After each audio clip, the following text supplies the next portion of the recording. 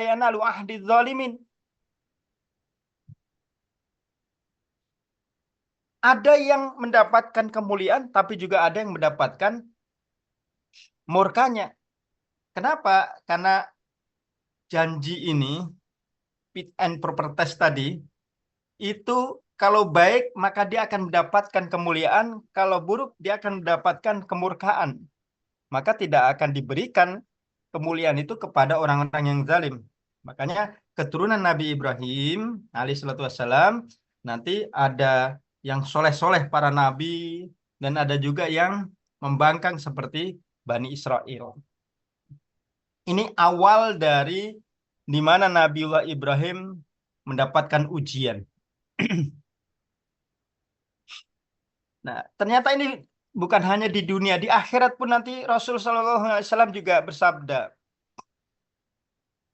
usuru dalimin wasbahum, pada hari kiamat nanti diperintahkan agar orang-orang zalim dikumpulkan.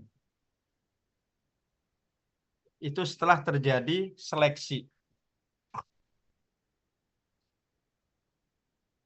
Kemudian pada ayat berikutnya Allah Subhanahu wa taala juga memerincikan bagaimana di antara ujian yang diberikan kepada Nabiullah Ibrahim alaihissalatu wassalam. Meski pada kajian ini ujiannya tidak terstruktur urut ya, tapi setidaknya beberapa ujian-ujian itu bukan berdasarkan urutan waktu, tapi berdasarkan ujian-ujian yang memang diabadikan di dalam Al-Quran. Nabiullah Ibrahim ketika sudah berusia lanjut dan punya putra, beliau mendapatkan mimpi yang mana mimpi itu perintah yang cukup berat, sulit untuk dilakukan, tapi juga sulit untuk ditinggalkan. Kenapa sulit untuk dilakukan? Karena perintah ini berkaitan tentang pembunuhan. Harus membunuh anak yang paling dicintai, yang diidamkan, yang dirindukan kehadirannya, yang lama sekali tidak memiliki putra. Namun ketika sudah punya putra, diperintahkan untuk disembelih. Sesuatu yang sangat sulit untuk dilakukan oleh siapapun. Selama dia manusia yang sehat, pasti dia akan berat untuk melakukan itu. Tetapi di sisi yang lain, dia meninggalkannya juga sangat berat. Karena ini perintah dari Allah. Perintah dari pencipta anak itu sendiri. Perintah dari pencipta manusia. Perintah dari pemberi keputusan. Dua hal yang sulit untuk... Nah, lalu Nabiullah Ibrahim pun mencoba untuk berdiskusi. Bermusyawarah dengan anaknya. Bermusyawarah dengan yang akan dijadikan korban. Anni atbahuk fangdur madza tara qala ya abati fa'al ma tu'mar satajiduni insyaallahu minas sabirin. Wahai Ananda, aku bermimpi. Aku diperintahkan untuk menyembelihmu. Bagaimana pendapatmu? Anak itu ternyata menjawab dengan lugas, tegas, dan tenang. Padahal dia yang akan disembelih. Masya Allah. Tidak ada manusia yang diperintah untuk disembelih, kemudian dia dengan tenang, lugas, dia sampaikan, ya batif alma tu'mar satajiduni insyaallah minas sabirin. Wahai ayahanda, silahkan laksanakan perintah Allah. Engkau akan dapati aku insya Allah termasuk orang-orang yang bersabar.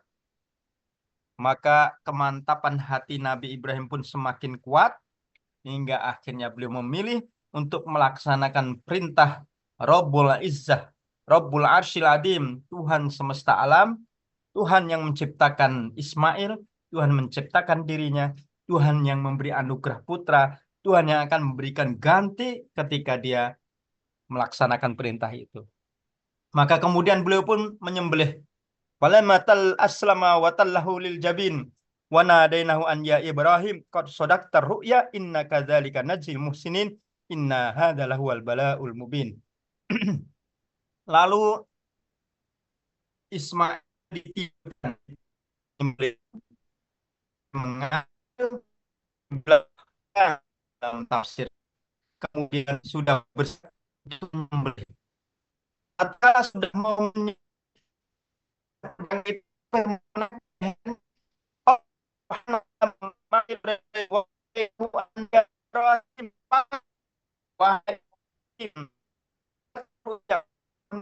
itu, kok memaksakan gitu, malah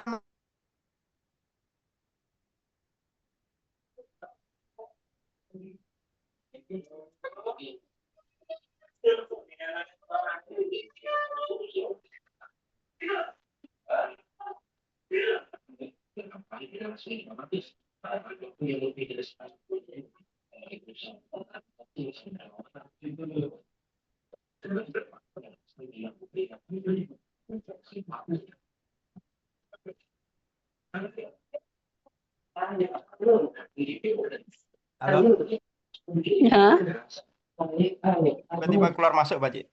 Apa nih? bangke kalau hilang anu iki kok malah hilang. Baik, Bukan mau yang kita lanjutkan.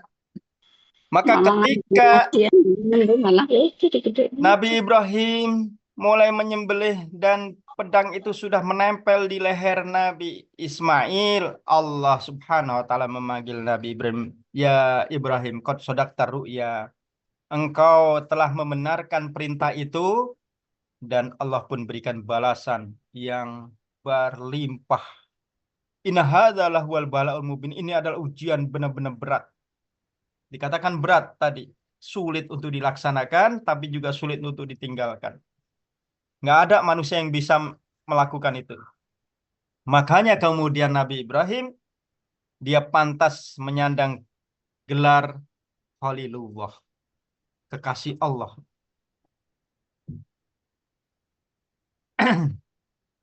Bapak Ibu yang dimati Allah Subhanahu wa taala. Belum lagi kisah bagaimana Nabi Ibrahim ketika masih muda. Beliau juga harus berjibaku dengan masyarakatnya. Dia melihat suasana lingkungannya yang menyembah berhala. Lalu beliau berdakwah hingga kemudian beliau hancurkan berhala-berhala itu. Dan pada akhir Nabi Ibrahim dibakar.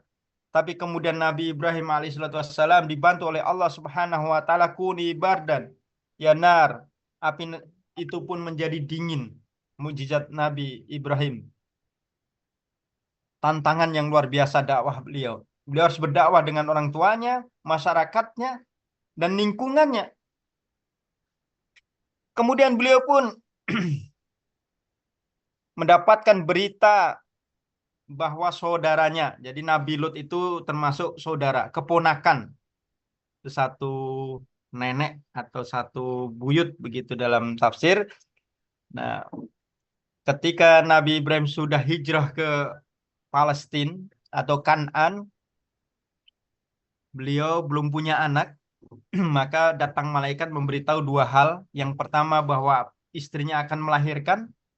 Yang kedua, beliau kaget gitu. Yang kedua adalah berita tentang bahwa kaumnya Nabi Lut atau kaum saudaranya itu akan dibinasakan. Karena kaum itu telah melakukan perbuatan yang menyimpang, yaitu LGBT lah kalau sekarang. Akan dibinasakan. Satu sisi berita yang gembira karena lama sekali beliau tidak punya anak dan akan memiliki putra. Di sisi yang lain beliau juga sedih karena ada satu kaum yang dipimpin oleh saudaranya yang sedang dibina, yang sedang dididik, sedang diajak kepada jalan kebenaran. Meskipun mereka terus membangkang dan membangkang, pada akhirnya mereka akan dibinasakan oleh Allah Subhanahu wa taala, dan malaikat menyampaikan kepada Nabiullah Ibrahim alaihissalam. Ini menguji Nabi Ibrahim lagi, bagaimana beliau akan bersikap.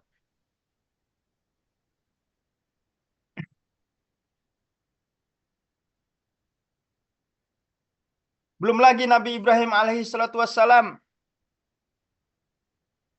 ketika beliau sudah di usia tua atau usia senja.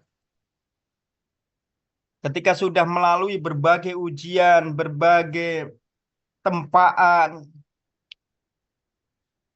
beliau pun pada akhirnya menyatakan inni wajjahtu wajhiya lilladzi fataras samawati wal ard hanifan wa ma ana minal musyrikin.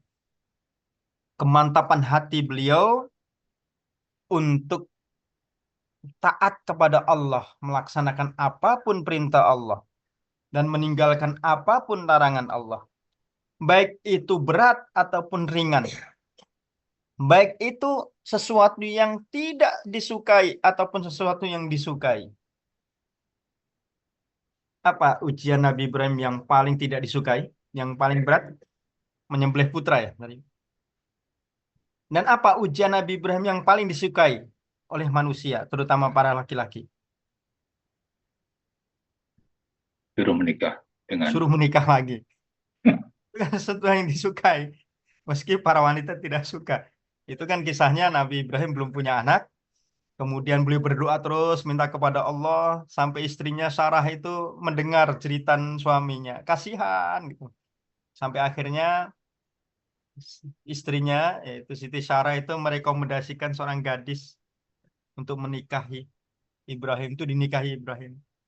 Harapannya punya putra gitu. Setelah punya putra, setelah mengandung dan punya putra, jiwa wanitanya keluar. Yang tadinya menyodorkan, mempersilahkan. Pada akhirnya Siti Sarah pun cemburu. Dan Nabiullah Ibrahim untuk menjaga keutuhan rumah tangga, beliau diperintahkan untuk menjauhkan istrinya ke tempat yang gersang. Jadi itu perintah pertama, perintah yang menyenangkan gitu. Tapi kemudian ada risiko yang berat. Maka hati-hati bapak-bapak. Ternyata poligami itu harganya mahal gitu. Nabi Ibrahim saja harus meninggalkan anaknya, meninggalkan istrinya, dan membawa ke tempat yang jauh. Istri Nabi saja itu yang tadinya rela iya, tapi pada akhirnya cemburunya pun muncul. Makanya Rasul Muhammad SAW mendapatkan perintah ataupun mendapatkan wasiat dari Allah, ailam yastati fawahidah. Kalau nggak bisa, satu saja. Satu saja, malakat. Satu saja itu sudah cukup, insya Allah. Yang penting harmoni, insya Allah. Bapak Ibu yang dimata Allah Subhanahu wa Ta'ala. Maka Allah Subhanahu wa Ta'ala pun berikan banyak anugerah. Apa anugerah dari ujian-ujian yang telah beliau lalui dan beliau telah lulus ujian? Yang pertama, beliau dijadikan Khalilullah, kekasih Allah. Padahal sampai detik itu belum ada Khalilullah. Hanya Nabi Ibrahim. Dan kemudian ditutup oleh Nabi Muhammad SAW. Kekasih Allah. Yang kedua, beliau diamanahi oleh Allah Subhanahu wa Ta'ala untuk mengelola kiblat umat Islam, kiblat kaum muslimin. Wa idh yarfa'u Ibrahimul qawa'ida minal baiti wa Ismail, ayat nomor ke-7, ayat surah Al-Baqarah ayat 127.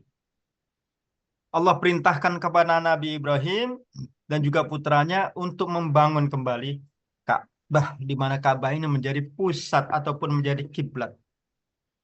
Dan doa-doa Nabi Ibrahim pun diijabah. Tanah gersang, tidak berpenduduk, tidak ada yang mau datang. Benar-benar gersang, tidak ada kehidupan sama sekali. Sampai burung-burung pun tidak ada yang mau berterbangan di atas tanah Bakkah. Hingga kemudian ketika ada air Zam-Zam dan kemudian Mekah sudah mulai makmur oleh air Zam-Zam, maka Mekah kemudian menjadi negeri yang diminati banyak orang. Allahumma ja'al af'idatan nas tahwi ilaihim. Doa Nabi Ibrahim, ya Allah jadikan hati-hati manusia itu cenderung rindu dan pengen terus datang ke Mekah, datang ke tanah haram. Buktinya apa? Saya yakin Bapak Ibu yang pernah haji, pernah umroh, tidak pernah mengatakan, udahlah saya cukup sekali, nggak akan mau lagi, udah kapok. Nggak ada ya Bapak Ibu? Pasti nggak ada. Yang ada rindu, ya Allah, mudah-mudahan ada kesempatan lagi ke sana, ada kesehatan, ada rezeki, dan dimudahkan. Rindu ketika melihat Ka'bah, rindu ketika melihat tayangan-tayangan Mekah rindu. Yang ada rindu terus. Padahal sudah berkali-kali ke sana tetap rindu. Saya sendiri beberapa sudah sering ke sana, tapi tetap saja rindu. Nggak bosen gitu. Padahal di sana juga panas. Ya nggak seenak Indonesia lah. Kalau lagi haus juga nyari minuman juga. Kalau nggak di dekat haram juga harus, kalau beli juga mahal gitu. Kemudian pengen yang seger-seger susah. Kalau di sini ada bakso, ada soto. Di sana nggak ada, susah, mahal gitu. Bakso saja harganya bisa 20 real atau 100.000 gitu. Tapi bukan itunya, negerinya, alamnya bukan. Tetapi tadi, doa Nabi Ibrahim tadi. Yang diberikan kepada Nabi Ibrahim oleh Allah SWT atas apa yang telah beliau jalani dari ujian. Doanya begitu manjur. Doanya begitu mustajab. Sampai seluruh umat manusia itu merindukan datang ke Ka'bah. Allahumma ja'altah afidatan nastahwi ilaihim. Ya Allah, jadikan hati manusia itu cenderung ke sana, yaitu ke Makkah. Pengen rasanya. Kalau kita ke Madinah kemudian nggak ke Makkah, pasti nyesal banget gitu. Ke Madinah tapi nggak ke Makkah. Jangankan ke Madinah, ke Jeddah saja ada urusan lain. Misalkan pemain bola, main bola di Jeddah. Padahal tujuannya main bola. Pasti dia juga ada keinginan untuk ke Mekah. Ya tadi, Allah limpahkan kasih sayang kepada Nabi Ibrahim hingga doanya itu dikabulkan. Dulu di Makkah dan sekitarnya itu sulit sekali buah-buahan. Sekarang mau nyari buah apa saja ada, Bapak Ibu. Nyari kangkung juga ada, nyari pisang ada, nyari wortel ada, nyari berbagai buah yang mungkin di kita sudah agak langka. Nyari apa itu buah yang kayak anggur, kalau duwet, itu saja ada di sana, kaget. Kemudian kedelai, kedelai dan sebagainya ada ternyata. Ada beberapa wilayah yang subur. Itu doa Nabi Ibrahim. Karena dia telah melakukan berbagai ujian yang beliau lalui dan lolos. Selain beliau adalah Khalilullah dan doa-doanya diijabah, beliau juga dianugerahi oleh Allah Subhanahu wa taala putra. Kedua istrinya memiliki putra satu-satu, yaitu Nabi Ismail dan Nabi Ishak. Dari Nabi Ishak melahirkan para nabi-nabi, Nabi Yakub, Nabi Ishak, Nabi Yakub, Nabi Yusuf, sampai Nabi Isa alaihi salatu wassalam. Mayoritas nabi itu adalah keturunan dari Nabi Ishak alaihi salam, dari Bani Israel. Bani Israel itu Nabi Yakub. Israel itu nama lain dari Yakub, Bani anak, jadi anak-anaknya Nabi Yakub. Kemudian dari Siti Hajar, Nabi Ismail alaihissalatu wassalam melahirkan suku-suku yang hebat, di antaranya suku Quraisy, hingga kemudian melahirkan Nabi Muhammad sallallahu alaihi wasallam dari bangsa Arab dan menjadi penutup para nabi, penyempurna risalah-risalah para nabi. Dari Nabi Ibrahim, sejarah dilukis. Dari Nabi Ibrahim, peradaban diukir. Dari Nabi Ibrahim, umat-umat sesudahnya mereka berkiblat. Makanya sampai saat ini, semua agama samawi, baik Islam ataupun Kristen ataupun Yahudi, meskipun Yahudi sudah menyimpang, Kristen sudah menyimpang, tapi semuanya mereka menghargai dan menghormati Nabi Ibrahim alaihissalam. Maka disebut dengan Abul Anbiya, bapaknya para nabi. Semua sepakat bahwa Nabi Ibrahim adalah seorang bapak para nabi, tokoh pembaharu bagi alam semesta yang dikaruniakan oleh Allah Subhanahu wa taala. Tadi dijadikan imam linnas, dijadikan pemimpin bagi seluruh umat manusia tadi, sehingga semua akan merujuk kepada Nabi Ibrahim. Karena Nabi Ibrahim telah berhasil melalui test and proper test tadi. Ujian-ujian untuk menjadi seorang pemimpin dunia. Pemimpin alam semesta dengan ujian yang begitu berat, tidak semua orang mampu. Dan tepat, dia adalah seorang yang benar-benar layak untuk menjadi seorang pemimpin. Tidak hanya itu, ternyata tidak hanya para nabi, cucu-cucunya dari kalangan para nabi, tapi sampai detik ini waja'alna lisanan lil akhirin. Kami jadikan engkau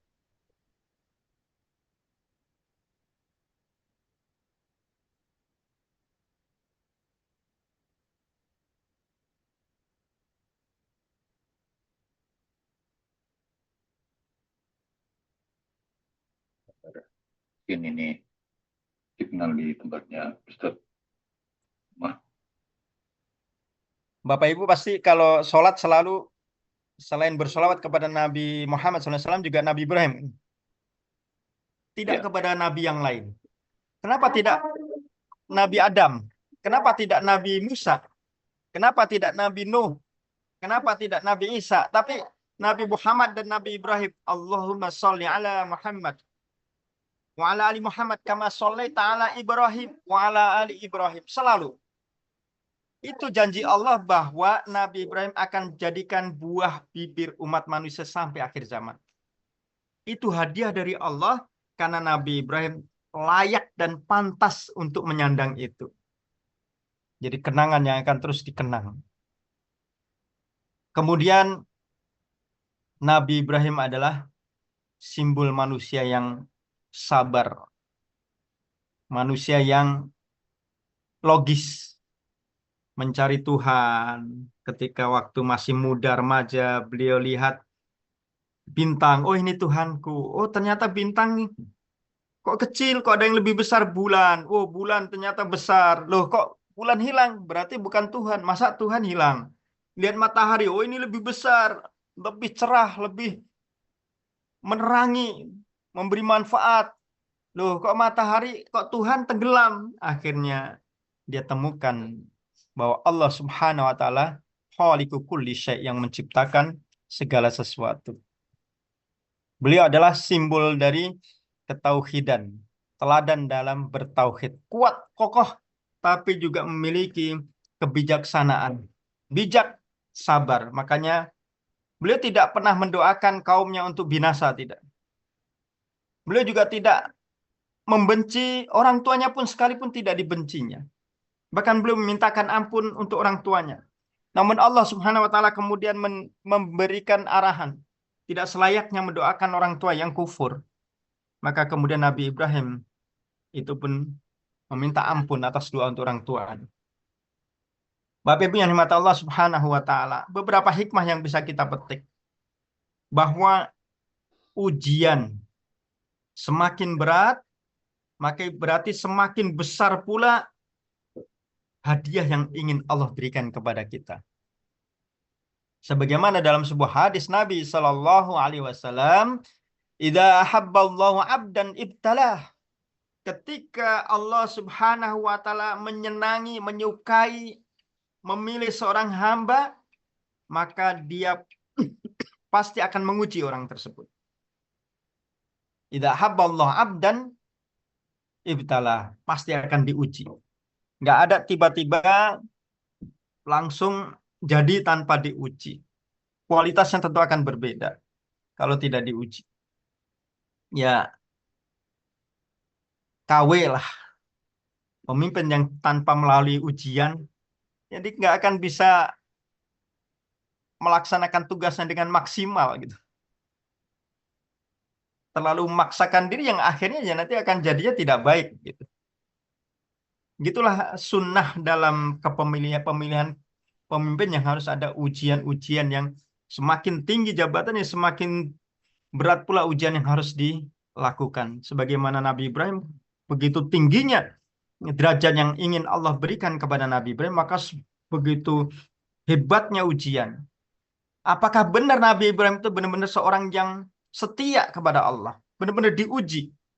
Sampai pun mana dia cinta kepada Allah atau cinta kepada anaknya. Kalau cinta kepada Allah, sembelih anakmu. Pilihan yang sangat berat. Padahal anak itu dari daging dirinya sendiri. Dari sesuatu yang sangat diinginkan. Tapi Allah berikan pilihan. Kamu setia nggak kepada Allah? Kalau setia, buktikan kesetiaanmu. Sembelih anakmu. Ini kan lumayan, bukan hanya lumayan. Innahu la balaun adim. Sungguh berat ujian itu. Kemudian jika kamu setia kepada Allah, tinggalkan istrimu di tengah gurun, tidak ada kehidupan, tidak ada air, tidak ada apa-apa. Nabi Ibrahim tidak bertanya, ya Allah nanti anak saya makannya gimana? Ya Allah istri saya nanti hidup sama siapa di tengah gurun begini? Nggak ada kehidupan, tidak. Beliau hanya tawakal. Ya Allah, inni askantu min dzurriyyati biwadin ghairi dzi zar'in inda baitikal muharram. Ya Allah, aku tinggalkan anak istriku, keluargaku di sini karena perintahmu. Di sebuah gurun, wadin ghairi dzi zar', tidak ada kehidupan di dekat rumahmu. Beliau hanya tawakal. Sampai sang istri bertanya kepada Nabi Ibrahim, ya Ibrahim, nak kemana engkau? Kalau orang Timur Tengah itu kalau manggil suami bukan mas, bukan ayah, bukan bang, manggil biasa, nama biasa gitu. Panggil ya Ibrahim, panggil biasa gitu. Kalau kita seorang istri manggil suami panggil namanya Din, Man, wah, suaminya pasti marah. Tapi kalau budaya itu ya, kalau budaya sana biasa manggil nama. Ya Ibrahim, wahai Ibrahim mau kemana engkau? Nabi Ibrahim tidak bergeming. Dua kali, ya Ibrahim mau kemana engkau? Kau tinggalkan kami. Nabi Ibrahim tidak. Ketiga kali, ya Ibrahim, apakah ini perintah Tuhanmu? Jika ini perintah Tuhanmu, laksanakan. Akhirnya istrinya pun sadar bahwa tidak mungkin Nabi Ibrahim meninggalkan tanpa perintah Allah. Dia pun laksanakan perintah itu. Menguji kesetiaan Nabi Ibrahim kepada Allah SWT. Tapi akhirnya, meski dia diperintahkan menyembelih anaknya, bukan berarti anaknya akan hilang. Tidak. Allah ganti dengan yang lebih baik. Bahkan jadi punya dua anak dan dua-duanya sukses menjadi manusia yang soleh, pendakwah, dan panutan. Yaitu dua-duanya menjadi nabi dan melahirkan para nabi. Dan istrinya pun yang tadinya mandul, akhirnya melahirkan juga Siti Sarah. Maka setiap ujian pasti ada sesuatu yang Allah siapkan untuk kita. Hanya kita perlu husnudon ini. Positive thinking kepada Allah. Ini yang berat. Sehingga kita kadang-kadang bertanya, ya Allah ini ujian ini endingnya gimana? Ya Allah kok ujian berat? Tidak. Nabi Ibrahim tidak begitu. Kita positive thinking. Ya Allah ini ujian darimu. Pasti ada sesuatu yang baik. Dijalani. Begitu beratnya, semakin berat berarti semakin besar itu. Dan insya Allah tidak akan celaka, tidak akan binasa ketika dilakukan dengan penuh keyakinan sampai puncaknya, sampai darah penghabisan. Dan Allah akan menolong, dan innallaha la yukhliful mi'ad. Allah pasti tidak akan mengingkari janji-janjinya. Barakallah, kita jeda terlebih dahulu. Barangkali ada yang perlu ditanyakan, perlu didiskusikan, perlu dikonfirmasi. Kami kembalikan dulu kepada Bapak Haji Agus. Silakan Bapak. Ya, baiklah Bapak dan Ibu sekalian, kita sendiri mungkin sekedar mereview kembali bahwa ujian Nabi Ibrahim luar biasa berat ya, yang dibakar oleh Namrud.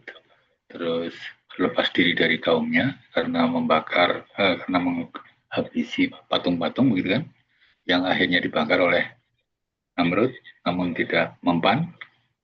Terus meninggalkan Hajar dan Ismail di lembah Mekah. Juga ada khitan kalau nggak salah Pak ya, pada usia yang sudah tua gitu.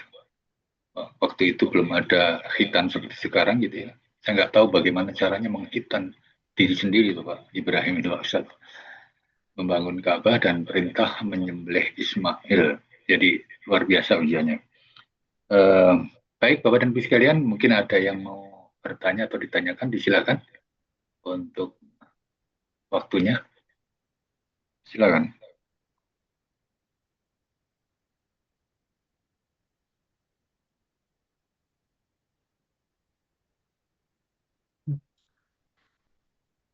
Belum ada yang bertanya?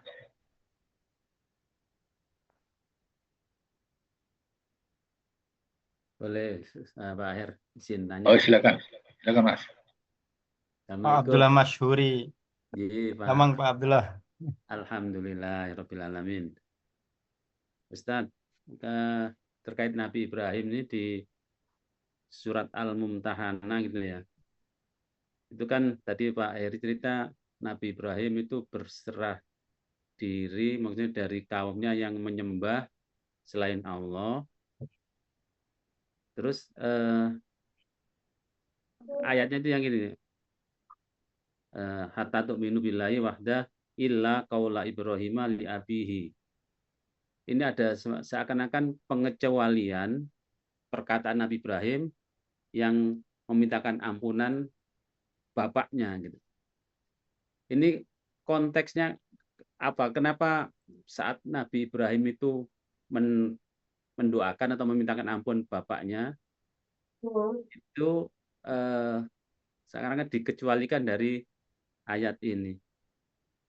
Mungkin ini aja Ustaz, konteksnya itu seperti apa sih? Apakah bapaknya itu jadi diampunin walaupun dia kan menyembah berhala gitu? Atau memang ada satu doa Nabi Ibrahim yang minta ampun yang tidak dikabulkan oleh Allah? Konteksnya seperti apa gitu Ustaz? Makasih. Assalamualaikum. Ya, baik.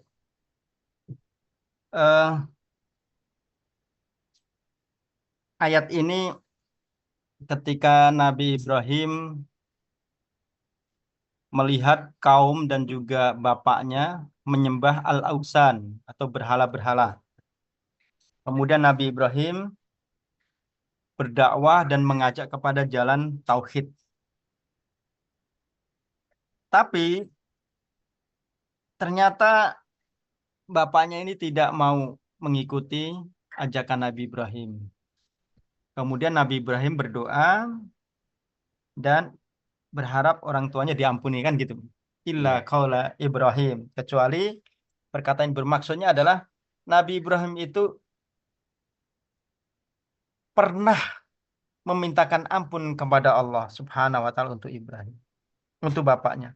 Namun ini ada munasabat ayat dengan surah At-Taubah ayat 114.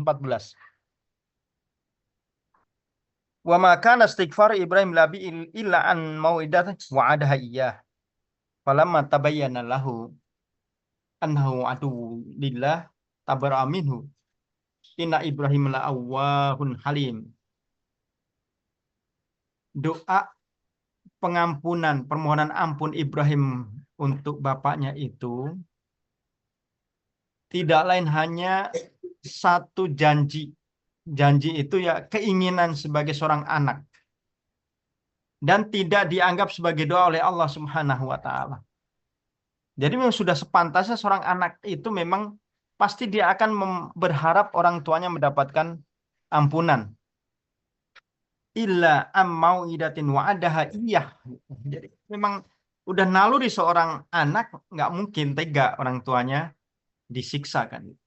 Itu bentuk, karena disebutkan di ayat terakhir la'awwahun halim. Kenapa sampai Ibrahim mendoakan orang tuanya? Karena hatinya itu begitu lembut, begitu halus, sehingga beliau terenyuh melihat orang tuanya dan sudah mengajak dengan maksimal, tapi orang tuanya juga tidak mau.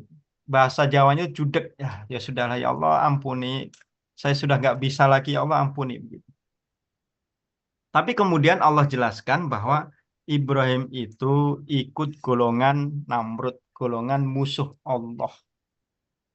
Bapaknya. Dengan berat hati Nabi Ibrahim pun menerima berita itu. Falamma tabayyana lahu annahu aduwwu lillah tabarra'a minhu. Apa akhirnya dilakukan Nabi Ibrahim? Berlepas diri, ya sudah. Ya Allah, saya berlepas diri. Nah, kalimat berlepas diri di sini berhenti Nabi Ibrahim memintakan ampun untuk orang tuanya. Kenapa ayat ini turun? Dalam penjelasan beberapa tafsir bahwa Nabi Muhammad SAW itu juga awwahun halim, hatinya itu terenyuh. Beliau melihat paman-pamannya nggak beriman. Dan ada salah satu paman yang sangat dicintai dan selalu membela dakwahnya, selalu melindungi, dan sangat disayangi. Dan beliau mendukung dakwahnya, tapi tidak mau mengikuti dakwah Nabi Ibrahim. Kan unik. Mendukung dakwah dengan sungguh-sungguh, tapi dia tidak mengikuti dakwah Nabi Muhammad. Maka Nabi Muhammad pun kemudian berharap Allah memberikan ampunan itu. Maka kemudian Allah turunkan di antaranya ayat ini. Ibrahim saja doanya itu hanya sekedar ungkapan seorang anak yang merasa terenyuh melihat orang tuanya. Illa kecuali hanya mau'idah wa'adaha, ya hanya ucapan biasa, itu bukan doa dan tidak pantas untuk diberikan doa ampunan. Tapi keinginan manusia, hati Ibrahim, hati Nabi Muhammad SAW itu tetap besar. Maka turunlah ayat innaka la tahdi man ahbab walakinallah yahdi may yasha. Wahai Muhammad, engkau nggak bisa memberi hidayah sampai pun kepada orang yang paling kau cintai. Yang paling dicintai kan Abu Thalib, pamannya. Sampai pun kepada orang yang kau cintai, engkau tidak bisa memberikan hidayah. Yang memberi hidayah hanya Allah. Kemudian tugas Nabi Muhammad apa? Hanya balagun mubin, balag, menyampaikan saja. Adapun masalah hidayah itu anugerah Allah. Jadi konteksnya ini Nabi Muhammad SAW dikuatkan oleh Allah seakan-akan bukan hanya kamu wahai Muhammad, bapak kamu, nenek moyangmu yaitu Ibrahim pun pernah mengalami hal yang sama. Bahkan bukan pamannya tapi bapaknya sendiri itu juga tidak diperkenankan oleh Allah untuk memintakan ampun. Jadi untuk meneguhkan seorang diri Nabi Muhammad SAW. Wallahu a'lam bishawab. Syukran. Matur nuwun Ustaz. Ya, Jadi kangen belajar sorof lagi ya Ustaz. Enggak. Tasrif online. Bisa Ustaz, nanti Pak satu. Haji. Ya, Akhir. Pak Ustadz, ini ternyata walaupun seorang nabi tidak semua doanya dikabulkan ya Ustaz. Seperti di surat Al-Mumtahanah tadi. Rabbana la taj'alna fitnata lilladzina kafaru waghfir lana rabbana innaka antal azizul hakim. Ini kan Nabi Ibrahim minta supaya tidak menjadi sasaran fitnah. Tapi ternyata doa ini rupanya tidak dikabulkan ya Pak Ustaz. Bagaimana kita menyikapi doa ini Pak Ustaz? Mohon penjelasannya Pak Ustaz. Ya, Bang. Surah Mumtahanah ayat 5 ya tadi. Ayat 5 Pak. Rabbana la taj'alna fitnatan lil ladzina kafaru. Ya Allah, jangan jadikan kami sebagai fitnah. Fitnah itu kan masalah ya, ataupun bencana, ataupun menjadi problem gara-gara orang-orang kafir. Tapi pada akhirnya Nabi Ibrahim belum mendapatkan dampak dari orang-orang kafir. Beliau harus terusir, beliau harus dibakar, dan banyak yang beliau alami atas dampak itu. Nah, masalah doa ini kan prerogatif Allah gitu. Doa itu kan ibaratnya proposal. Proposal itu kalau kata Nabi SAW ada 3 kan. Dikabulkan langsung, ditunda, atau diganti dengan yang lain. Diganti dengan yang lain itu bisa investasi di akhirat, ataupun diganti dengan penyelamatan. Ketika seseorang akan mendapatkan bahaya, mendapatkan bencana yang akan menjadikan dirinya bahaya, kemudian dia diselamatkan. Misalkan seseorang naik kendaraan, takdirnya dia ditabrak mobil. Dia pakai motor, ditabrak mobil. Dan setelah ditabrak, motor itu hancur, runyek, hancur. Tapi si pengendara tadi itu selamat. Bahkan tidak satu pun luka yang mengenai tubuhnya. Padahal secara logika, dia harusnya juga hancur gitu. Nah, kendaraannya itu hancur lah, parah, terlindas. Tapi dia selamat karena terpental. Nah, ini kalau kita telusuri dari kita pahami dari hadis Nabi tadi, berarti dia mendapatkan ganti dari doanya itu. Karena di antara manfaat doa adalah dihindarkan seseorang dari mara bahaya. Nah, itu diantara. Jadi barangkali untuk Nabi Ibrahim pada konteks itu terlihat seperti tidak dikabulkan, tetapi diganti oleh Allah dengan kemuliaan-kemuliaan, kebaikan-kebaikan yang jauh lebih bermanfaat atau jauh lebih maslahat begitu. Tapi itu semua kan rahasia Allah. Kita nggak bisa menyebut ini itu, tapi hanya menganalisa bahwa Allah pasti dengan doa itu dikabulkan, ditunda, diganti dengan penyelamatan ataupun rahmat yang lain. Itu barangkali Pak Haji yang bisa saya pahami. Ya, syukur Ustaz. Kayaknya Pak Suparna mau nanya nih, silakan Pak Suparna. Izin Pak Her, Pak Ustadz. Ada 2 pertanyaan. Ustadz. Yang pertama, dalam sebuah hadis yang panjang kan Rasulullah menjelaskan bahwa di yaumil akhir nanti para umat itu akan mendatangi nabi-nabinya masing-masing untuk mintai pertolongan. Di antaranya umat Nabi Ibrahim datang kepada Nabi Ibrahim untuk minta pertolongan, tapi Nabi Ibrahim juga menolak, tidak bisa memberikan pertolongan karena beliau juga harus mempertanggungjawabkan di hadapan Allah karena beliau pernah 3 kali berdusta kan. Berarti kita tahu dustanya Nabi Ibrahim adalah untuk mempertahankan tauhid, akidah ya. Nah, pertanyaannya adalah apakah untuk bohong atau dusta yang baik juga tetap harus dipertanggungjawabkan, dan ya sampai Nabi Ibrahim tidak bisa membantu umatnya karena dia juga harus berhadapan dengan Allah, mempertanggungjawabkan 3 dusta yang pernah dia lakukan selama hidupnya. Itu yang pertama. Dan yang kedua, mohon penjelasan lagi bahwa motivasi atau latar belakang Nabi Ibrahim mengungsikan Siti Hajar dan Ismail dari Palestina ke Lembah Bakah. Pak Ustadz mengatakan bahwa itu adalah salah satu latar belakangnya karena Siti Sarohnya cemburu kepada Siti Hajar. Tapi begitu Nabi Ibrahim ditanya oleh Siti Hajar bahwa itu adalah perintah Allah gitu, bukan latar belakangnya bukan karena Siti Sarohnya cemburu gitu kan. Ini mohon penjelasan. Terima kasih. Ya, baik Pak Haji.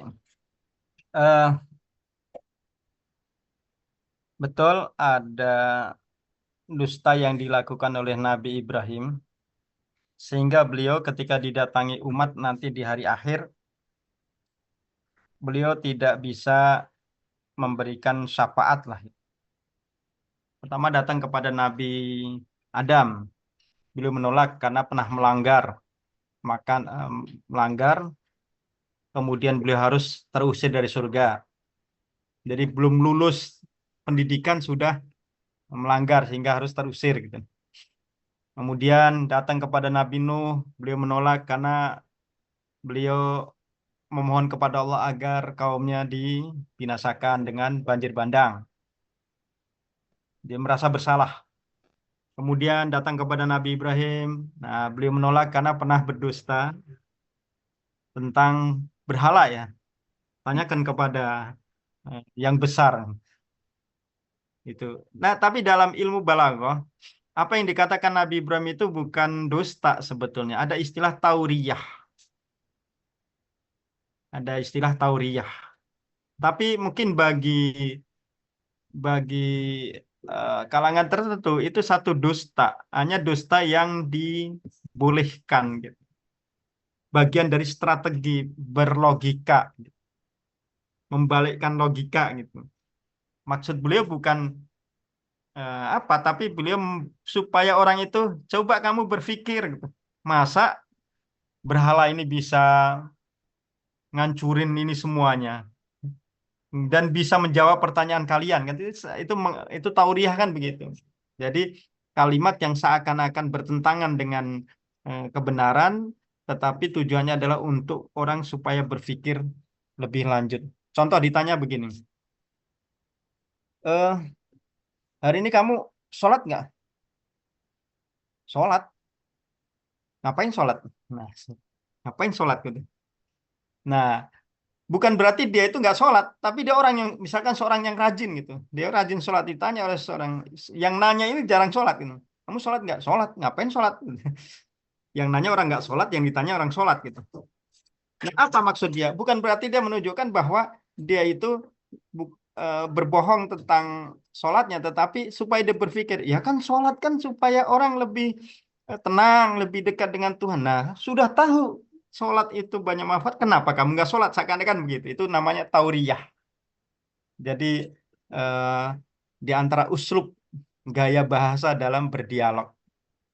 Hanya memang ini bagi para nabi itu dianggap satu kesalahan. Jadi eh, kebaikan umat manusia itu belum tentu baik untuk para nabi.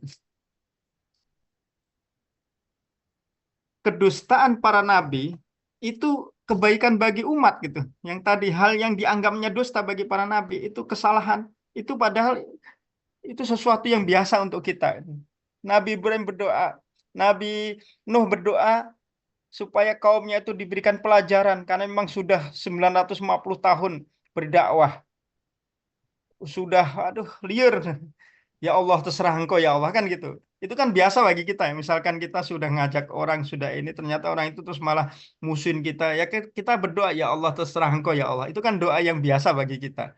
Ya Allah kami kembalikan kepadamu untuk urusan kaumku ya Allah. Tapi itu bagi Nabi Nuh itu satu kesalahan. Nah, jadi apa yang dilakukan Nabi Ibrahim tadi sesungguhnya tauriyah, bukan satu kedustaan, tapi bagi para nabi mungkin itu sesuatu eh, yang kesalahan seperti Nabi Yunus gitu. Beliau berdakwah bukannya di apa malah dicaci maki, ya akhirnya beliau ya sudahlah tinggal pergi aja gitu. Sudah pergi aja. Ternyata itu kesalahan bagi seorang nabi. Beliau langsung ditelan ikan gitu. Padahal di Al-Quran ada kalimatnya, wahjurhum hajron jamila. Itu perintah. Kalau kamu berurusan dengan kaummu sudah sulit, wahjurhum hajron jamila. Tinggalkan dengan cara yang baik. Dan Nabi Yunus juga meninggalkan dengan cara yang baik. Itu jadi masalah level atau makom kita dengan para nabi ternyata benar-benar sangat jauh dan beda gitu. Itu barangkali Pak Ji. Yang kedua tadi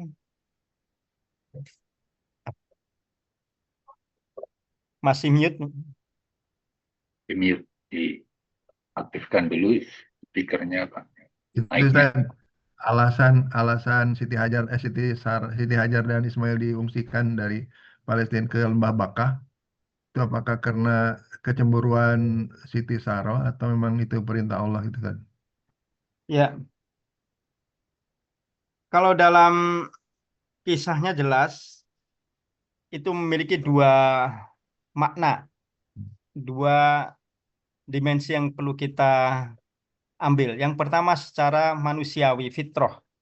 Seorang wanita itu iya tapi ternyata kalau sudah kena fitrahnya dia akan keluar fitrahnya, cemburu. Jadi wanita itu sangat cemburu dan sekiranya dipertahankan di Palestina, mungkin keributan-keributan itu hanya akan membuat Nabi Ibrahim tidak fokus dakwah lagi. Beliau akan disibukkan dalam rumah tangga. Jadi Iya. kalau saya sendiri memahami kenapa Nabi Ibrahim harus membawa istrinya jauh, supaya beliau tetap fokus dalam profesinya sebagai seorang nabi, sebagai seorang dai, dan tidak disibukkan dengan urusan rumah tangga yang hal-hal yang ya masalah perasaan dan sebagainya itu.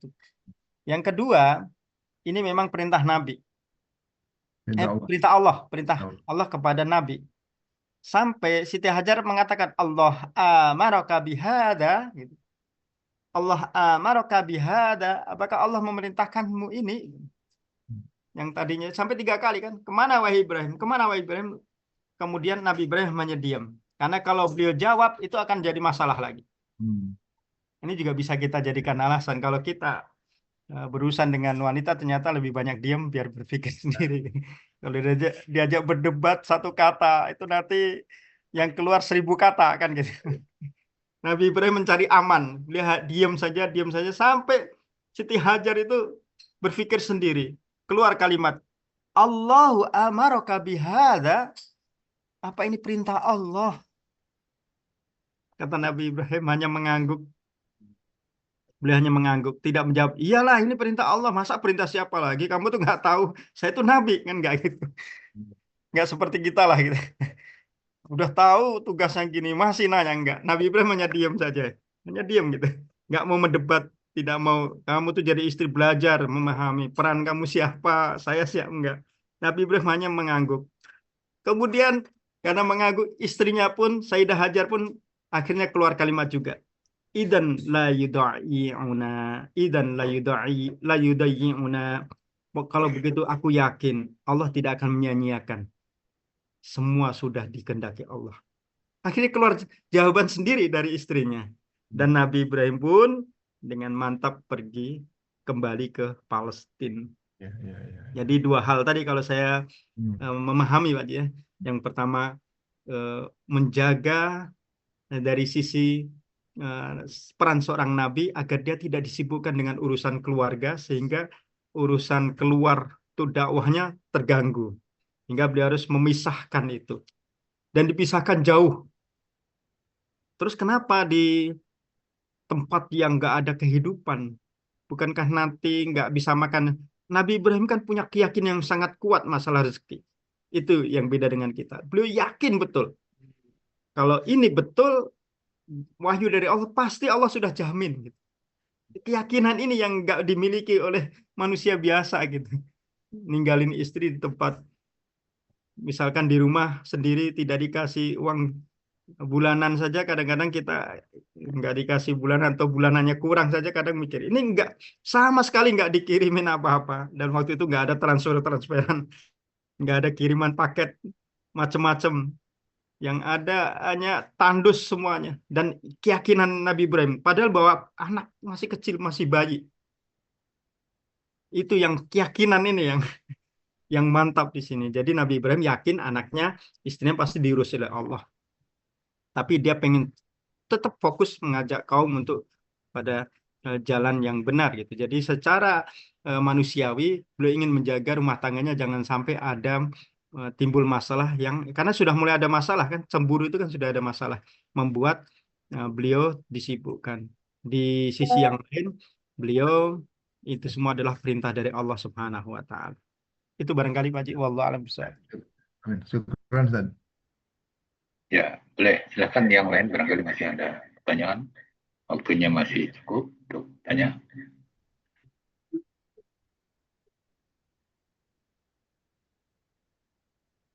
Kalau belum ada, barangkali Pak Ustadz ini, saya nggak tahu persis apakah Nabi Ibrahim itu punya nama lain selain Ibrahim, atau kalau orang sono ada yang juga memanggil Abraham gitu ya.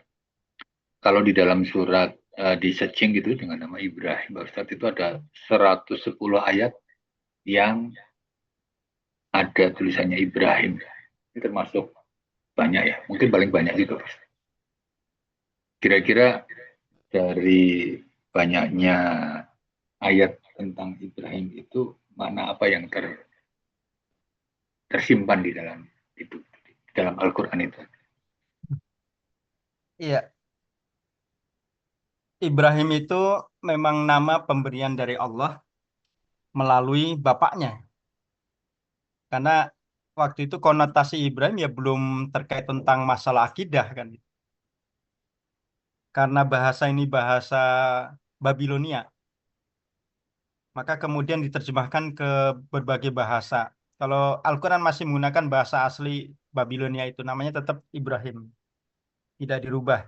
Namun dalam bahasa lain, misalkan bahasa Jewish atau Yahudi sekarang, Israel, itu Ibrahim itu dengan istilah Abram atau Afram.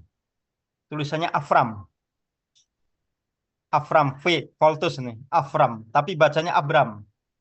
Itu Ibrahim. Afram, berarti Afram itu kalau kan banyak nama orang Israel, Afram gitu. Afram itu berarti Ibrahim, Abram.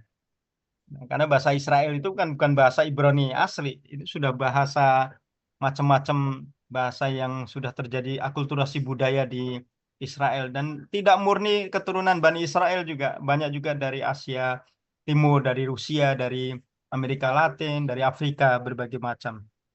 Kemudian juga ada yang menyebut Abraham. Kalau Abraham itu sering disebut di Injil-Injil, di orang-orang Kristen Abraham. Orang Kristen biasanya nyebut Abraham. Kalau Islam tetap Ibrahim. bahasa aslinya tidak diganti oleh Al-Quran biasanya tidak mengganti bahasa asli. Nama asli Ilyas, Isa itu nama asli tidak dirubah. Tidak, jadi sesuai dengan asalnya gitu.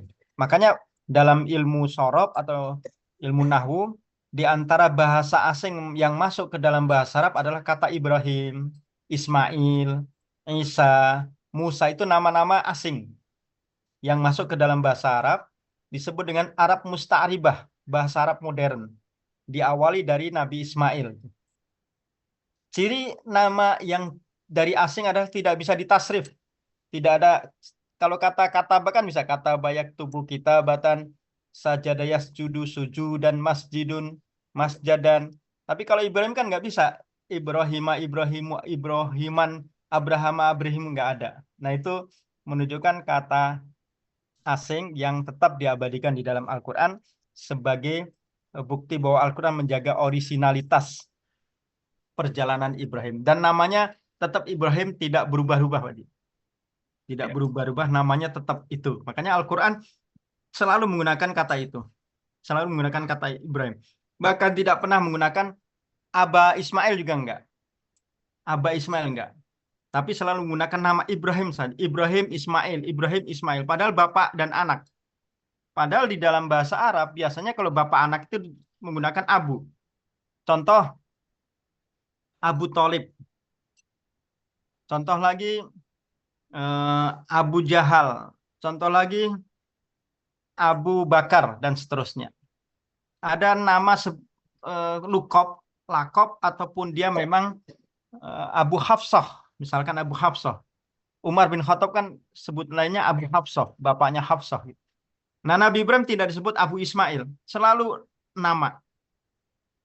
Ini bukti bahwa kata ini bukan dari Arab asli, dan oleh Al-Quran benar-benar ditunjukkan orisinalitas bahwa inilah sosok Ibrahim dengan nama yang tidak pernah berubah di dalam Islam. Tidak seperti seakan-akan sudah diprediksi nanti akan banyak yang merubah-rubah, bukan hanya sosok Ibrahim, namanya pun dirubah gitu. Wallahu a'lam bishawab. Itu dalam pandangan teori bahasa begitu. Ya, kurang lebih. Lagi Ustaz itu tentang teguran atau bukan teguran, panggilan ya. Kan di dalam Al-Quran ada ya Bani Adam, ya Bani Israel. Ini kan nggak ada. Kayaknya saya belum menemukan ya Bani Ibrahim gitu Pak. Padahal kalau kita ngelihat pidatonya Pak Presiden, itu dia ingin mendamaikan suasana di di Palestina dan Israel, itu kan dia menyebut bahwa dua-duanya ini kan satu keturunan Nabi Ibrahim gitu. Jadi mungkin kira-kira bagaimana Pak Ustaz dengan hal tersebut itu? Padahal perdamaian itu memang juga penting. Dan dengan pidatonya Pak Presiden di PBB itu kan menjadikan viral dan sebagai mungkin insya Allah nanti akan menjadi bapak perdamaian barangkali.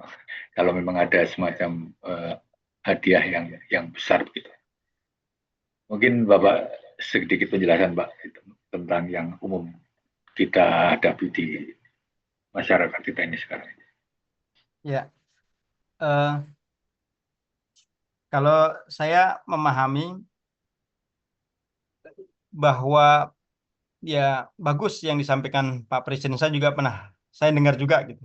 Saya coba lihat di YouTube. Bagus karena misinya adalah perdamaian sebagaimana misi PBB kan. Tapi sedikit yang saya belum setuju.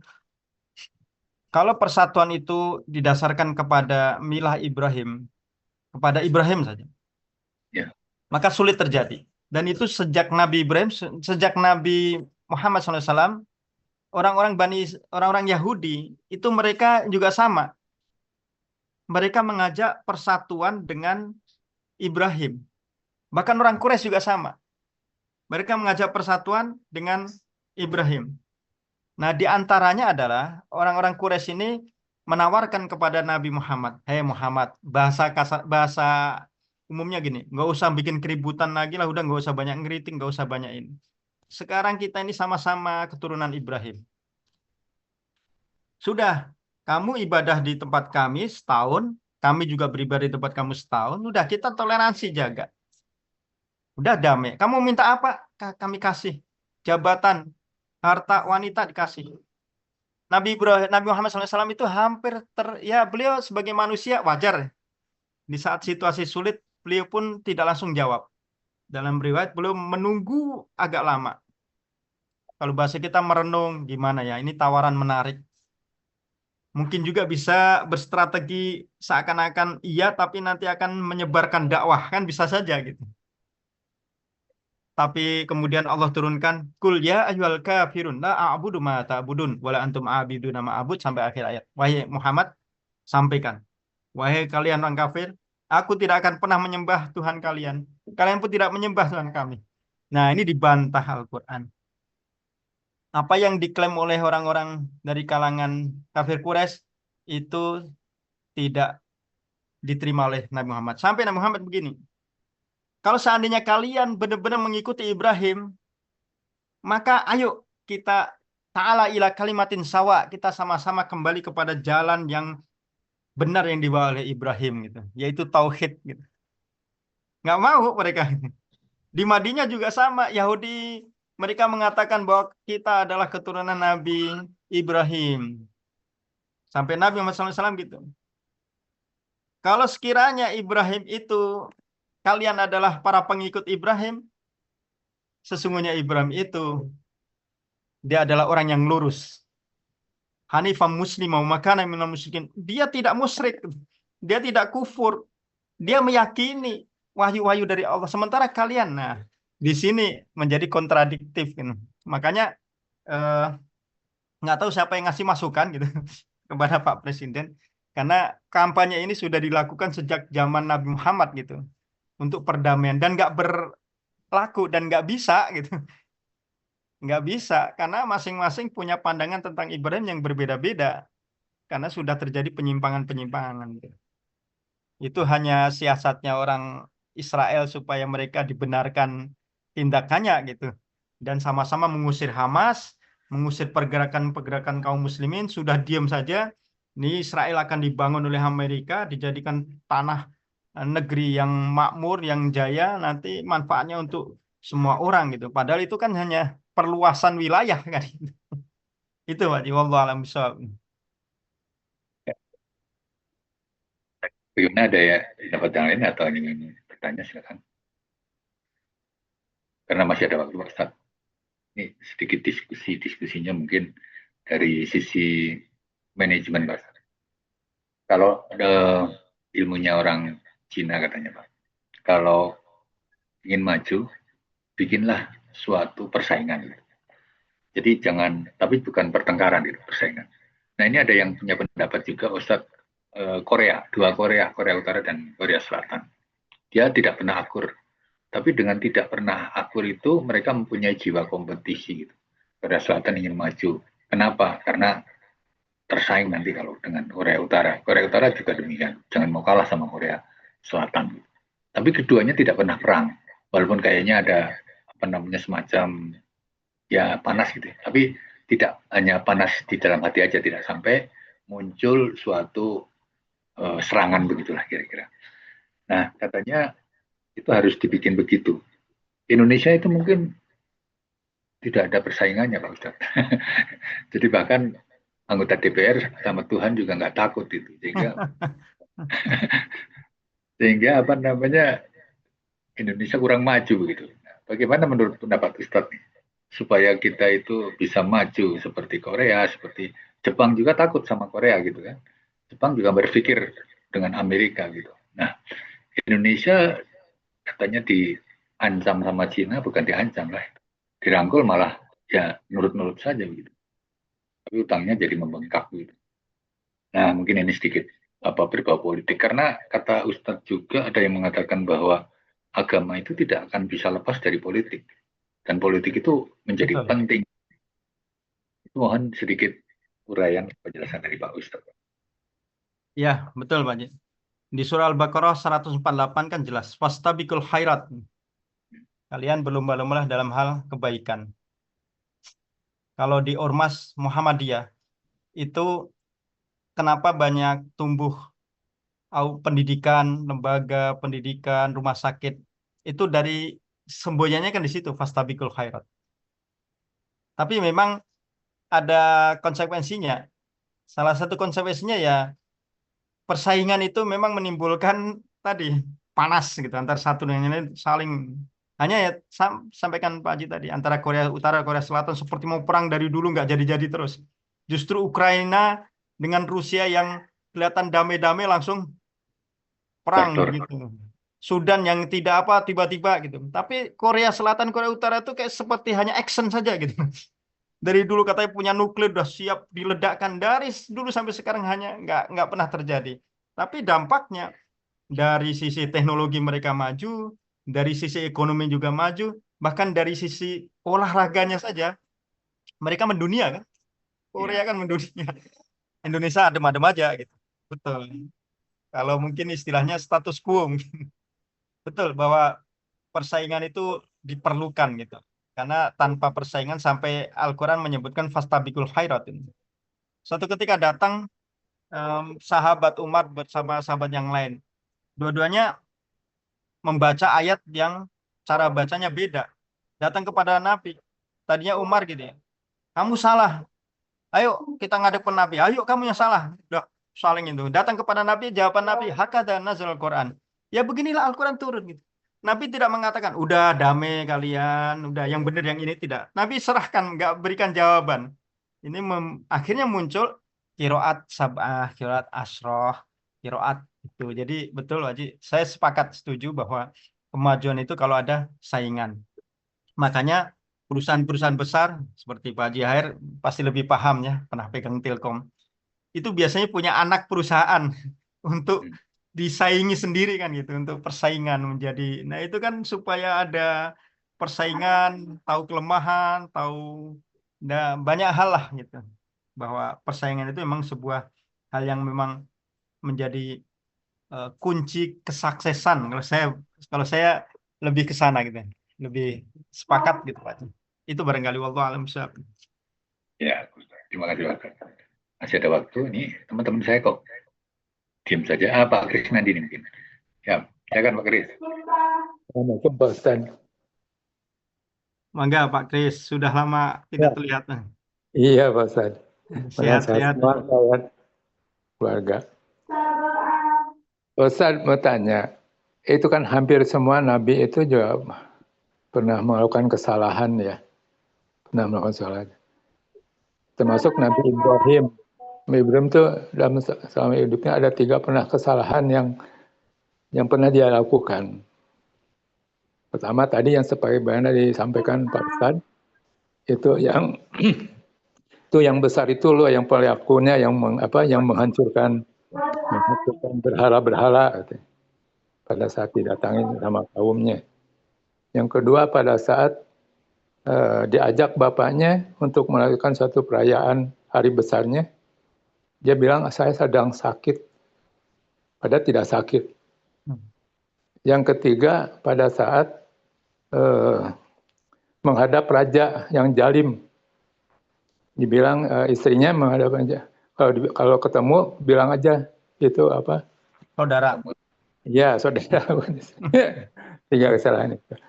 Ya semua hampir Nabi Musa. Sehingga mengapa pada saat nanti pada hari kiamat pada semua orang menghadapkan syafaat kepada Nabi, semua dari mulai Nabi Nuh, Nabi Adam, Nabi Nuh sampai ke terakhir Nabi Isa, hampir semua saling melemparkan terakhir sampailah kepada Nabi Muhammad seperti itu ya. Nah, untuk Nabi Sallallahu Alaihi Wasallam sini, apakah Nabi kesalahannya seperti apa yang Nabi-Nabi yang pernah dilakukan Nabi yang lainnya gitu terhadap Nabi Muhammad seperti itu. Kemudian ya mungkin itu dulu Pak Ustaz. Satu lagi yaitu yang itu hanya satu yang pernah saya baca itu yang tidak pernah melakukan, kan sebetulnya Nabi itu sama dimaksum semua ya Pak Ustaz. Ya.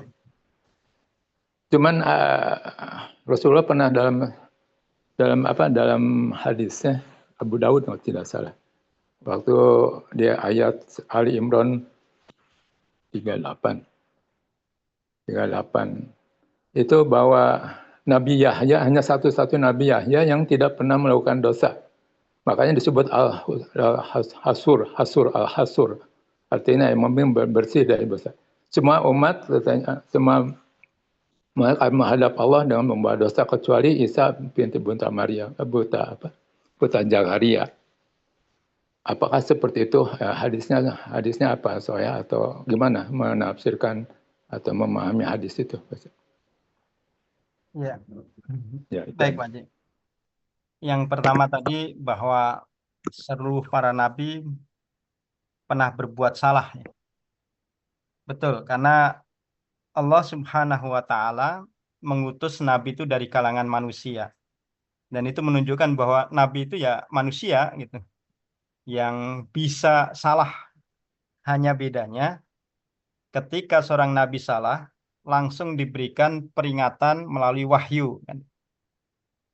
Melalui turunnya wahyu sehingga kesalahan itu bisa direvisi langsung. Hanya saja para nabi terdahulu itu berbeda dengan Nabi Muhammad SAW. Kalau Nabi Muhammad SAW kan rahmatan lil alamin. Beliau bukan hanya diutus untuk kaum seperti kaum-kaum yang lain, Bani Israel, seperti Nabi Musa, Nabi Isa, itu hanya satu kaum. Gitu. Kalau Nabi Muhammad jelas rahmatan lil alamin, seluruh umat manusia. Karena kalimatnya rahmatan lil alamin bukan hanya umat manusia pada masanya, bahkan umat manusia sesudahnya. Sholihun likuli zaman walikuli makan. Baik itu beda zaman, beda tempat, itu masuk dalam rahmah tadi.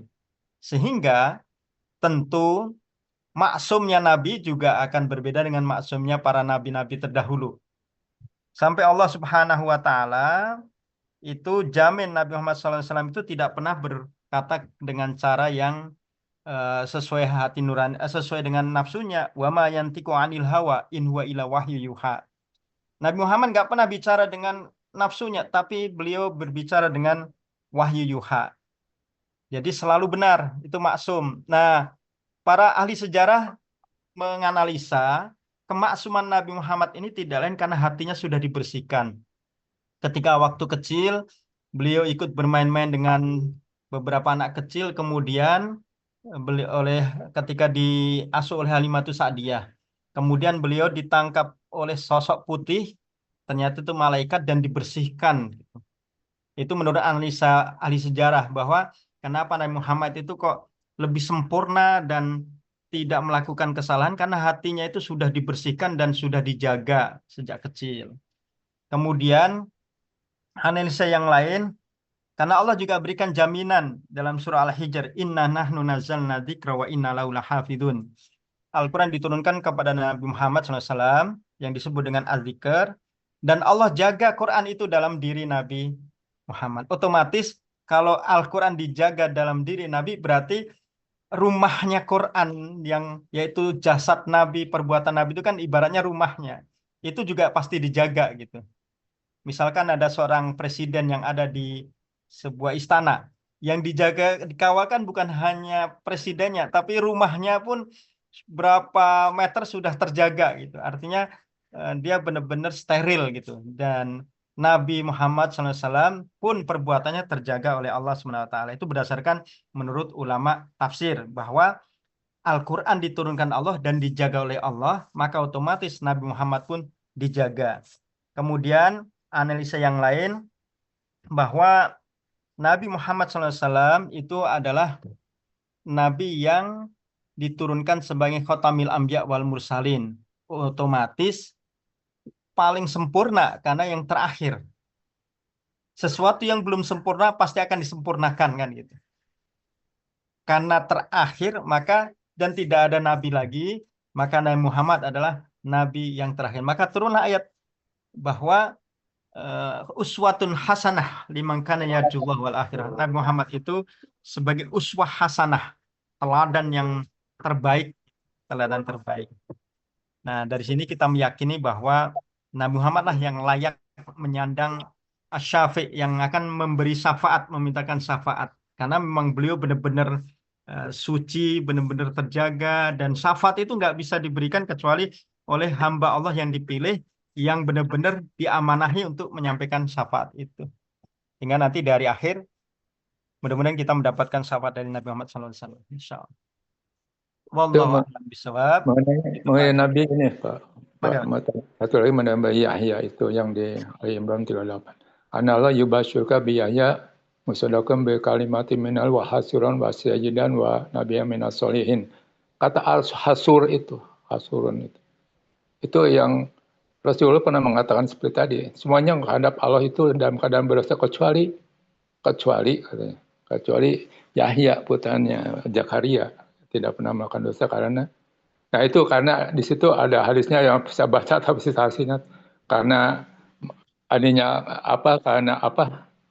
karena maaf ya gitu karena lemah gitu ya lemah menunya gitu atau kecil atau kerikil baca gitu apa seperti itu hadisnya apa memang seperti itu pengertian hal hasur itu betul itu kalau tidak salah di tafsir Ibnu Jarir atau Bari di Ibnu Katsir juga ada makna dari hak Nabi Yahya itu dia terjaga tidak berbuat dosa itu karena hasur itu menurut Ibnu Jarir atau Bari maknanya layatin nisa dia tidak ada gairah kepada wanita gitu.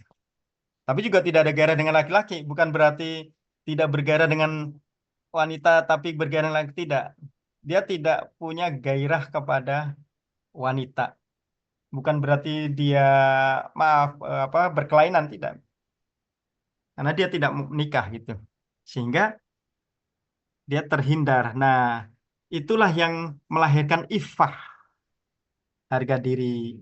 Nah, itu menurut pendapat Ibnu Abbas dalam tafsir Ibnu Jarir atau Bari. Meski makna yang lainnya ada dalam makna yang lain dalam tafsir itu disebut dengan al-khasur, mumsik nafsahu anis syahwat. Jadi Nabi Yahya itu sama seperti manusia biasa, tapi dia bisa menahan diri dibandingkan manusia yang lain. Jadi bisa menahan diri kepada wanita benar-benar tidak suka itu karena kehendak dirinya gitu. Kalau yang pendapat pertama tadi, hasur, dia memang tidak dianugerahi oleh Allah rasa cinta kepada wanita, rasa suka kepada wanita gitu. Kemudian kalau makna yang kedua, dia manusia biasa yang punya rasa suka tetapi dirinya mampu untuk melemahkan kecenderungan kepada wanita. Terlepas dari dua pendapat tadi, yang jelas Allah SWT jadikan Nabi Yahya termasuk orang yang minim kesalahan lah gitu menurut Nabi Muhammad SAW. Wallahu a'lam bishawab. Terima kasih Pak Haji Krisnadi memberikan tambahan dan pengetahuan tambahan. Terima kasih. Ya. Ya. Gimana sebelum ditutup barangkali Kang Sandi mau tanya barangkali. Assalamualaikum warahmatullahi wabarakatuh. Waalaikumsalam warahmatullahi wabarakatuh. Ustaz, seperti di dalam syahadat sholawat ya, itu nama Nabi Ibrahim juga disandingkan dengan nama Nabi Muhammad SAW. Nah, sebenarnya itu kan suatu tanda bahwa keduanya itu diagungkan. Sikap kita bagaimana untuk mengagungkan keduanya? Tetap tentunya yang prioritas adalah Rasulullah Muhammad Sallallahu Alaihi Wasallam. Demikian Ustaz. Terima kasih. Baik, Pak. Kita selalu berselawat kepada Muhammad SAW. Hampir sholat kita ya Allah Muhammad Ibrahim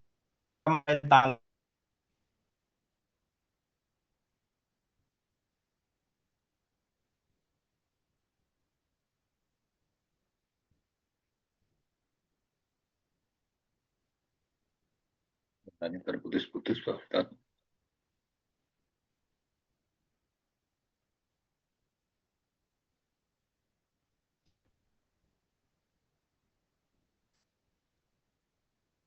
Maaf, tiba-tiba keluar. Ya, apa sikap kita kalau kita kepada Nabi Muhammad adalah mengikuti perintah, meninggalkan larangan, melaksanakan teladannya kan gitu ya. atau mengikuti sunnah-sunnahnya. Bagaimana dengan Nabi Ibrahim? Maka yang pertama kita mengikuti keteguhan beliau dalam mempertahankan tauhid. Mengikuti perjuangan beliau dalam mempertahankan tauhid meskipun lingkungan, keluarganya dan orang-orang yang sekitarnya itu menentang tauhid. Yang kedua, bersabar dengan ujian-ujian yang begitu dahsyat yang menimpanya sehingga kita optimis bahwa setiap ujian akan ada hal yang positif. Yang ketiga, yakin seyakin-yakinnya kepada Allah. Sampai kalau itu perintah Allah kita yakin. Nabi Ibrahim itu yakin betul kalau udah perintah Allah. Suruh sembelih, sembelih. Suruh ninggalin istri, tinggalin istri. Jadi beliau punya keyakinan kuat jika itu perintah Allah. Tapi kalau itu perintah manusia dan diuji kebenarannya. Beliau selalu menguji kebenaran. Kalau memang itu perintah manusia. Itu. Jadi yang bisa kita petik dari Nabi Ibrahim, kita agungkan, kita muliakan selain bersolawat kepada Nabi Muhammad dan Nabi Ibrahim adalah mengikuti jejaknya dalam mempertahankan tauhid, kemudian bersabar dalam menjalani segala ujian, kemudian juga kita selalu menunjukkan kesetiaan kita kepada Allah. Apapun situasinya, kita prioritaskan Allah. Insya Allah. Dan itulah keyakinan. Keyakinan yang kuat. Begitu Pak Haji Sandi barangkali wallahu a'lam bishawab. Jadi intinya apa namanya kalau dari sisi syariat itu kan kita mengikuti apa yang disampaikan oleh Nabi Muhammad Betul. Rasul. Sedangkan untuk yang lainnya kita bisa selain ke Nabi Ibrahim tentunya kita juga mengikuti teladan para nabi yang lain. Demikian.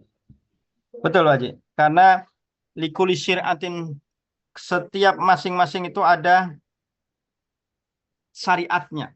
Setiap umat ada syariatnya. Dalam surah Al-Maidah kan disebutkan likulin ja'alna minkum syira'atan wa minhaja.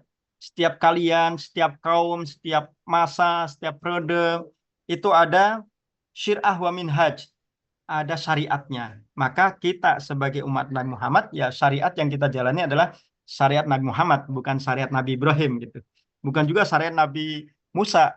Di antara syariat Nabi Musa kan kalau orang salah bunuh diri, itu salah satu cara bertobatnya, dan itu menyalahi syariat Nabi Muhammad. Bukan berarti syariat nabi-nabi terdahulu salah, tidak.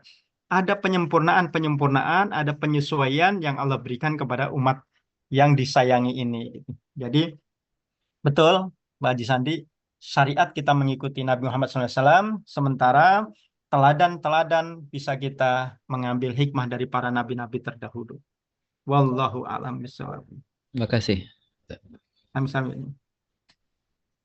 Ya baik, sepertinya waktu sudah cukup. Kita lebih sekian menit dari waktu sebenarnya. Mohon kesediaan Pak Ustadz untuk menutupnya. Dan sebelum menutup, barangkali bisa mengingatkan kembali kesimpulan atas kajian pada pagi hari ini. Silakan Pak Ustadz. Baik, Bapak Ibu yang dirahmati Allah Subhanahu wa taala, Bapak Haji Agus Heri dan Bapak yang lain serta Ibu-ibu. Hal yang bisa kita petik adalah sebagaimana tadi pertanyaan atau jawaban untuk Bapak Sandi, untuk syariat kita setia kepada Nabi Muhammad SAW. Namun untuk meneladani banyak hal ibrah itu kepada para nabi, terutama Nabi Ibrahim. Karena Nabi Ibrahim adalah nabi yang sempurna. Beliau terutama dalam hal kesabaran. Karena hidup ini tidak pernah lepas dari kesabaran, maka contoh kesabaran ya Nabi Ibrahim gitu. Contoh kesungguhan ya Nabi Ibrahim. Contoh keseriusan ya Nabi Ibrahim. Kenapa beliau jadikan teladan? Karena Nabi Ibrahim mampu menjalani ujian seberat apapun.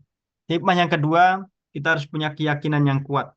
Sekiranya itu perintah Allah, kehendak Allah, tertera di dalam Al-Quran atau hadis, seberat apapun, setidak suka kita apapun, pasti itu ada baiknya. Pasti ada baiknya. Dan semakin besar ujian, semakin besar sesuatu yang diberikan kepada kita. Itu perlunya keyakinan yang kuat. Dan keyakinan yang kuat itu harus dibangun dengan cara terus kita beribadah, menjaga amal soleh kita, menjaga perilaku baik kita, terutama kepada Allah Subhanahu wa Ta'ala. Dan yang terakhir, bahwa ketika Allah menghendaki seseorang untuk tahu bagaimana keimanan, kesetiaan kepada Allah, pasti Allah akan menguji. Mudah-mudahan kita termasuk yang diuji dan berhasil atas ujian itu dan termasuk orang-orang yang digolongkan siddiqin insya Allah. Barakallahu fikum. Billahi taufiq wal hidayah wal inayah. Saya kembalikan kepada Bapak Haji Agus Heri. Assalamualaikum warahmatullahi wabarakatuh. Waalaikumsalam warahmatullahi wabarakatuh. Ya, saya kira sudah cukup ditutup sama Pak Ustadz. Mari kita bersama membaca hamdalah. Alhamdulillahirrahmanirrahim. Subhanakallahumma wa bihamdika. Asyhadu an la ilaha illa anta astaghfiruka wa atubu ilaik. Assalamualaikum warahmatullahi wabarakatuh. Waalaikumsalam Waalaikumsalam warahmatullahi warahmatullahi wabarakatuh. wabarakatuh.